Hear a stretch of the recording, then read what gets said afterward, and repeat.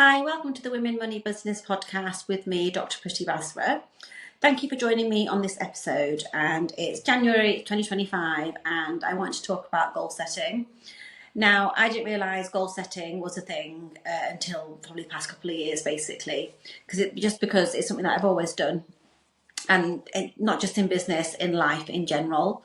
So I always find goal setting very therapeutic. Now, some people I know recommend sort of goal setting for short periods of time. So instead of having sort of a 10-year, 5-year plan, to maybe look at like a 3-month, 6-month, 9-month plan. And I think it's whatever works for each person, really. But for me, I tend to set a 5-year plan and then sort of niche into each year at a time following that. Because I just feel like for me, I need to know what my long-term goal is to then sort of adjust my short-term goals to sort of match that, basically. So I've done this, like I say, since as long as I can remember. So since school, basically, like where do I want to get to from when I've gone from secondary school to then into sixth form, and then going into then university, so on and so forth, working life and things like that. And I found that when I sort of write my goals down, so what I tend to do is, well, back then was I used to use an Excel spreadsheet, and I will just sort of timeline year 1, year 2, year 3, and what I want to achieve by then. So when I was 20, when I turned 20, that I was still at university.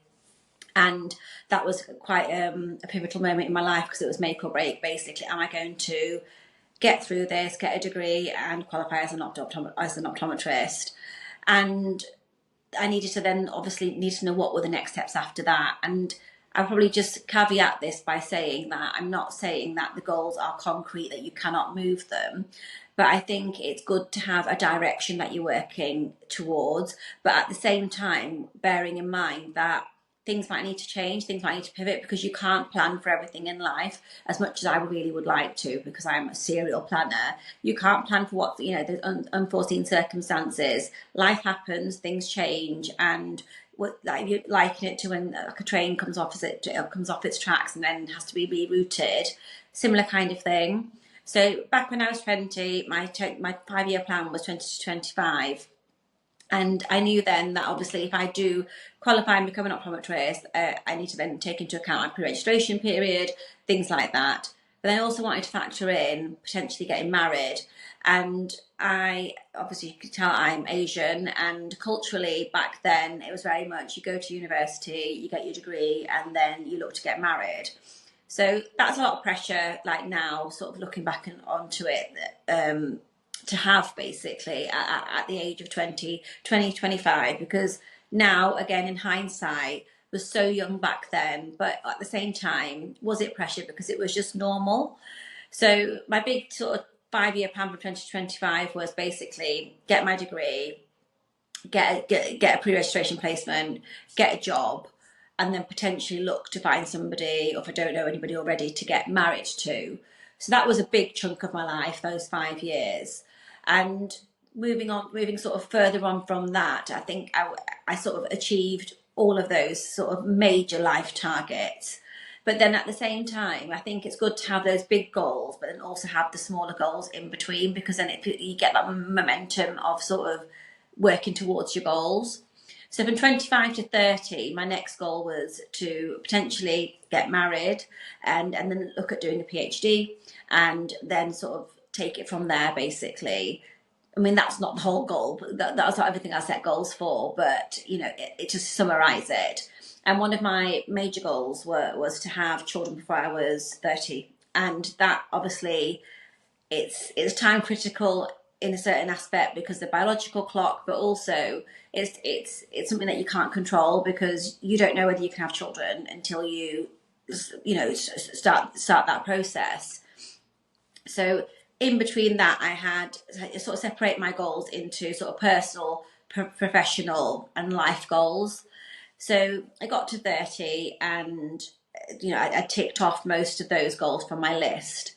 And the reason that I feel like I've ticked them off is because I could see them, I'd written them down, I'd visualized them, and I had sort of the finish line in sight. So I knew that everything that I was doing should hopefully propel me towards that end goal. And if it doesn't propel me towards the end goal, what have I learned through the process? What can I change? What needs to be changed? Does the goal need to be changed? Is the goal realistic? Because sometimes we can set unrealistic goals. And I'm a firm believer in, and you probably heard me say in various podcasts, that if I think you can achieve anything that you set your mind to. For me, it's the mindset. If you feel you can do it, if you think you can do it, 100%, I think you can do it.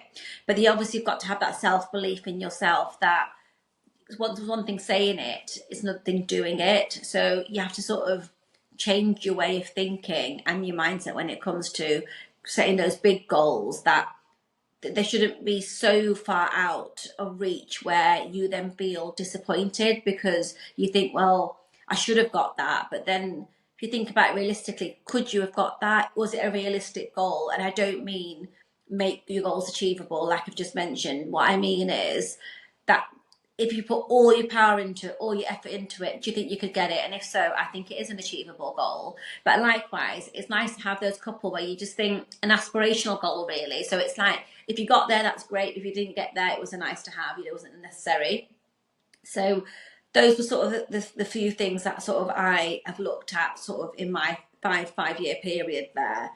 And I think it's really key for me to have that sort of outlook, I suppose, because it really helps me focus on things. And I think the new year, as for most people, is such a great time to just rejig, refresh, just have a look at what didn't work last year, and have a think about what you want to do moving forward this year.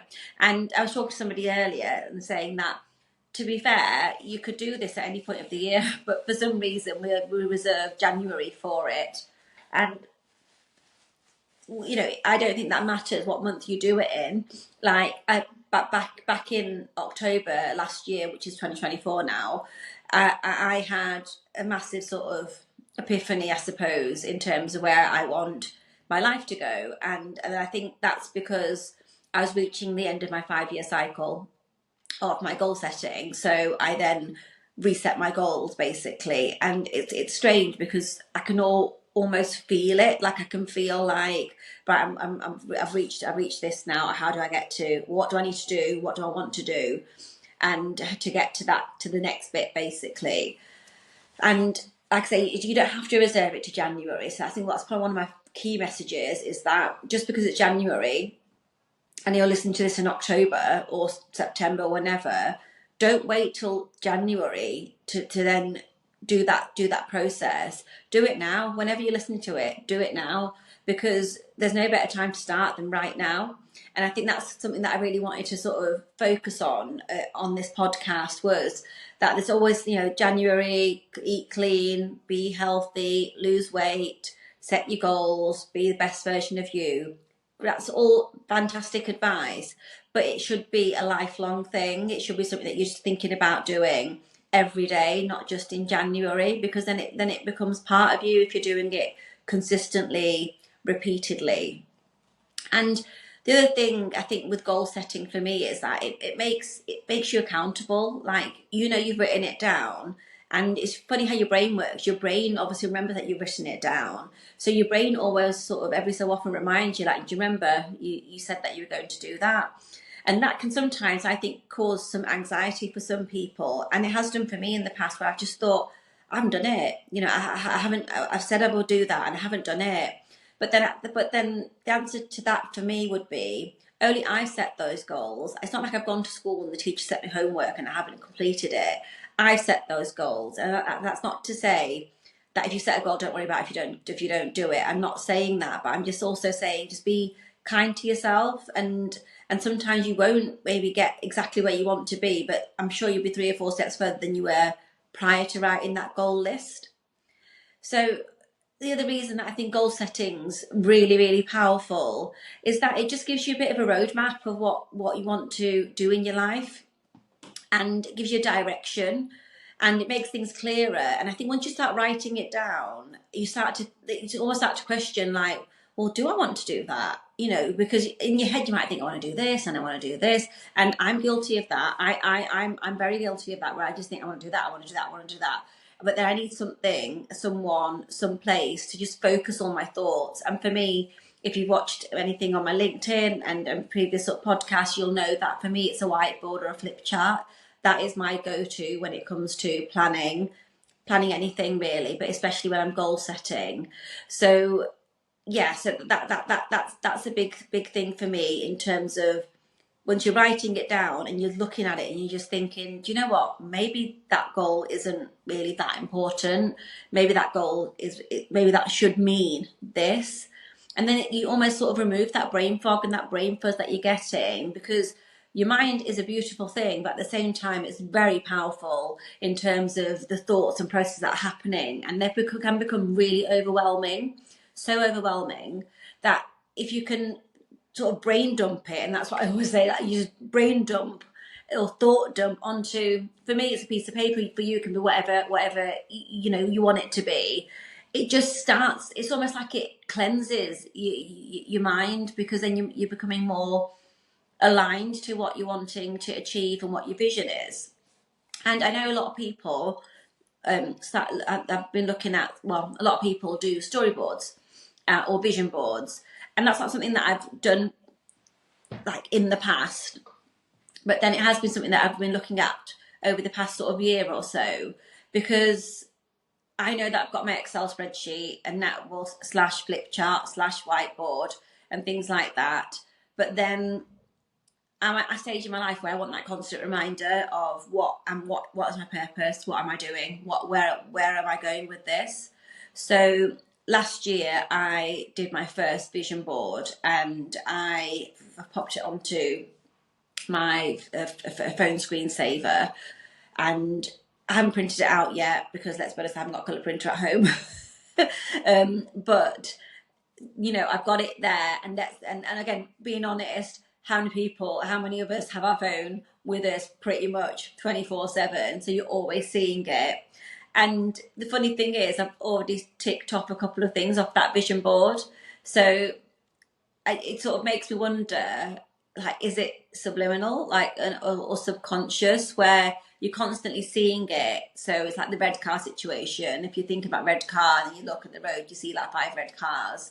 So if I'm seeing, for example, I don't know, make a 10-carat diamond on my phone wallpaper screensaver, then am I then identifying other places where I can get that, and then I strive towards it?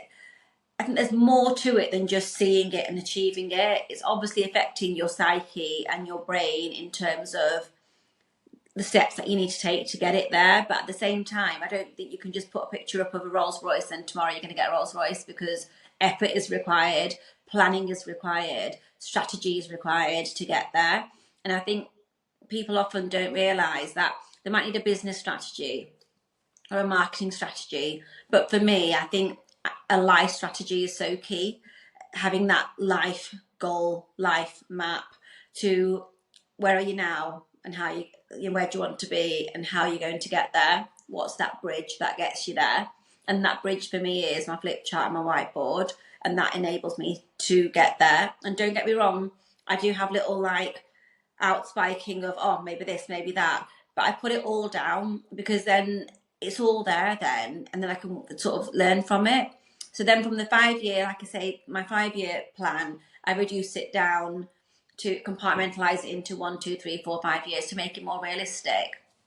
And I go back and I iterate it and I change it, I add to it, I take things away. It's not like it's set in stone, but it just holds you accountable. And I think our brain wants to know what's next. That's just a natural defense mechanism from our ancestors, as a protection mechanism. The brain wants to know what's going to happen next. So if you can then tell your brain, this is what's this, guys, this is what's going to happen next, maybe, then your state, your mental state, your emotional state is so different. It's so sort of, you're so much calmer, because you think, I know, I've got this. I think this is what we're going to do next. And then after that, that's what we're going to do next.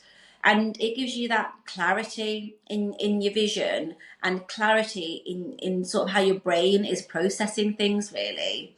So my message, it's like I said, it's a short podcast today, but my main message for January is, don't worry that it's January and think, well, I've got to do everything. But at the same time, do it in January if you haven't done it at all. But if you're listening to this podcast in any other month, then don't wait till January. Every day is an opportunity. Every day you've got the option to change your life. You know, every day you can be one step further to that goal, whatever it may be. And it doesn't need to be a financial goal. It can just be anything. Like the goal might be that I want to attend X amount of things at my children's school. Well, the goal might be I want to make sure I put the lid back on my pen every time after I've used it. You know, it doesn't, oh, I want to go for a 20-minute walk. You know, it doesn't have to be massive, like multi-millions, diamonds, holidays. It's those smaller things, I think, that have a massive impact on your day-to-day. So have those big goals, but then don't forget about the smaller ones. Even if it's stuff like, I don't know, you want your husband to put foil on the leftover food before he puts it in the fridge, to have it as a goal, you know, because then you can say, look, mate, on the goal sheet here, like the goal was that you need to do this, so you need to help me with that. So yeah, so that's my message today is, absolutely, if you're not goal setting already, look at it, try it. I genuinely think it can change sort of the whole way you feel mentally, emotionally. And if you are goal setting, please do share with me in the comments, like, how do you do your goal setting? And how have you found it powerful in your life, personal life, business life, whatever. So I'll leave you with that thought today, January 2025. Let's do it. And I'll join you on the next one. Thank you for listening.